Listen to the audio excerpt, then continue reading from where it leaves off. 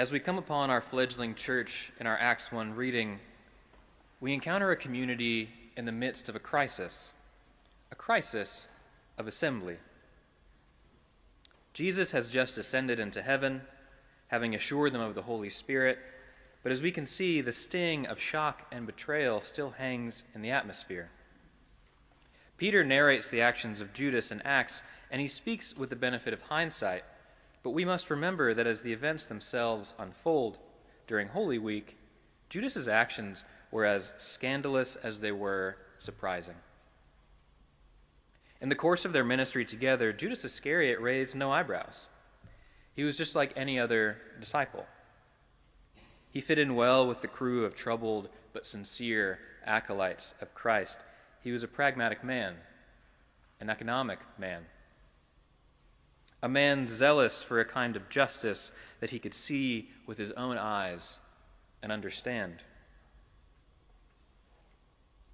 Ultimately, it was upon this altar of pragmatism and economy and cheap justice that Judas offered his friend and his Lord. And so Peter's anxiety shimmers off the page as he then re-narrates the life and mission of Judas, describing him as the betrayer prophesied centuries earlier. The author of Acts specifically doesn't tell us if this is in fact an appropriate interpretation, or if perhaps Peter is straining to pin all of the disciples' shortcomings onto Judas. But we can imagine that as he describes Judas's betrayal, Peter's own denial of Christ might be fresh in his mind. As they cast lots to decide on the replacement, we see that none of the disciples want it on their conscience if they happen to pick another bad apple. An infant church, promised the Holy Spirit, but for now seemingly left to its own devices, struggles to sort out the how and the why of their assembly. And they worry how they might continue to gather without being once again undercut by the interests of pragmatism, economy, and impoverished justice. And that struggle haunts us still. Today, our country is faced with its own crisis of assembly. The news these last few weeks has been filled with it. Campuses across our nation and our own backyard and our own communities have become proving grounds for people to struggle and to argue over the hows and the whys of assembly. When is it appropriate to gather and where? What kind of grief can permit such a gathering, and how much, and whose? Does outrage for a people across the globe justify such loud inconveniences in our learning communities? And how loud and how inconvenient can they justifiably become? How can such gatherings adequately decry the violence done to one people and our nation's certain complicity in that violence, without overshadowing the violence that has been done to another people and our nation's certain promise of their protection? What slogan or list of demands can do justice to all the pain endured in that small, scarred region? And in the face of these assemblies, we've seen that state and city governments have been swift and sometimes crushing in their response. And they cite as their rationale issues of pragmatism, economy, and a certain kind of justice.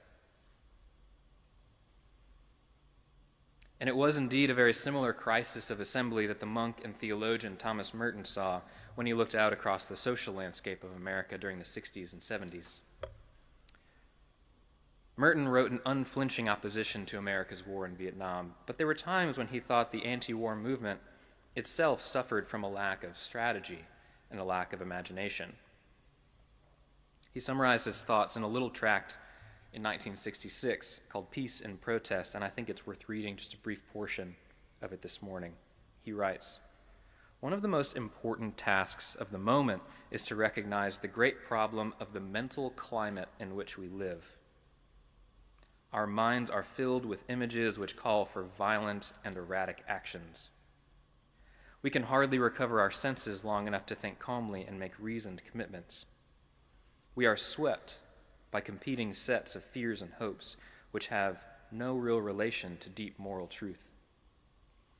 And it is the practical despair of effective peacemaking that drives man more and more to embrace the conclusion that only war is effective, and that because violence seems to pay off, we must finally resort to it. He continues, "Is it perhaps this insatiable hunger for visible and quick returns that has driven the majority of Americans to accept this war as reasonable? Are we so psychologically constituted and determined that we find real comfort in a daily score of bombed bridges and burned villages? Do we forget that the price of this psychological security is the burned flesh of women and children who have no guilt and no escape?" One thing that gives such drastic character to the protest against war is the realization of the contentment people have of this unjust suffering inflicted on the largely innocent as a result of our curious inner psychological needs fomented by the mental climate of our culture.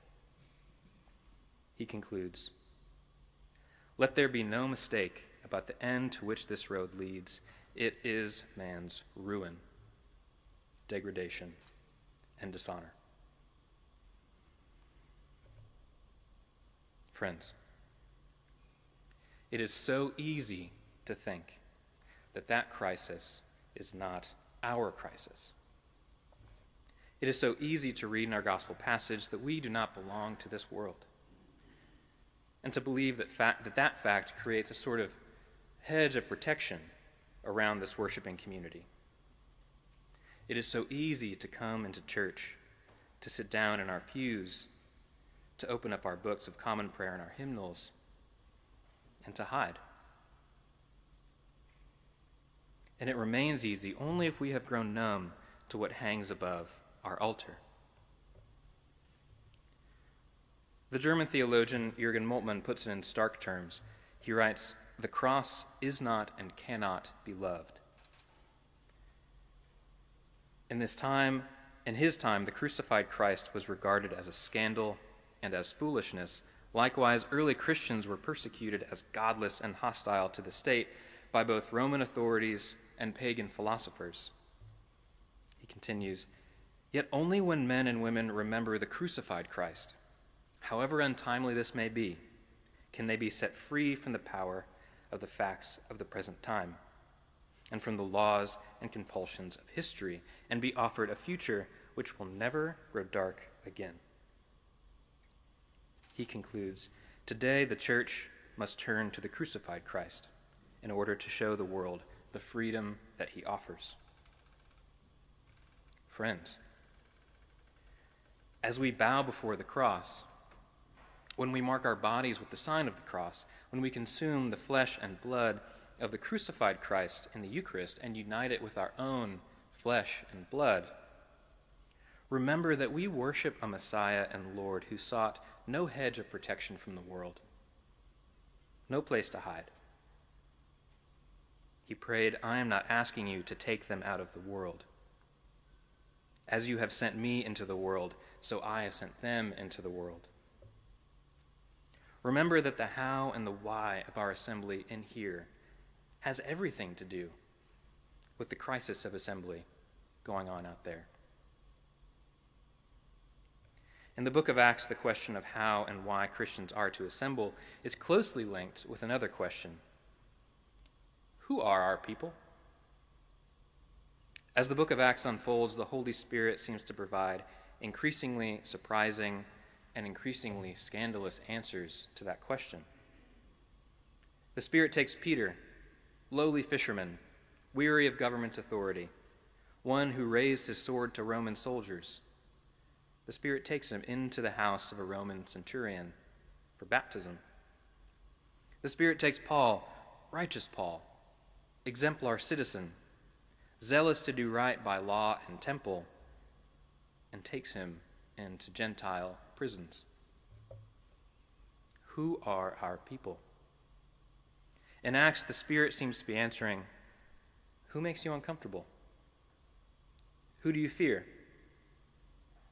Who does your favorite news channel tell you to despise or to write off as untrustworthy of your consideration? Who do you find yourself thinking is not worth your time for reasons of pragmatism or economy or your own sense of justice?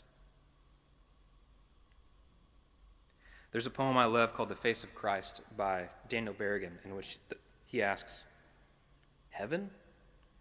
Of such imperfection? Weary? Ravaged? Wild? And he has answered, yes. Compel them in. And so, St. Stephen's, I'll be leaving you for the summer, but I leave you with two questions, which I assure you will haunt me as much as I hope they haunt you, and indeed should haunt every church in our country in this time.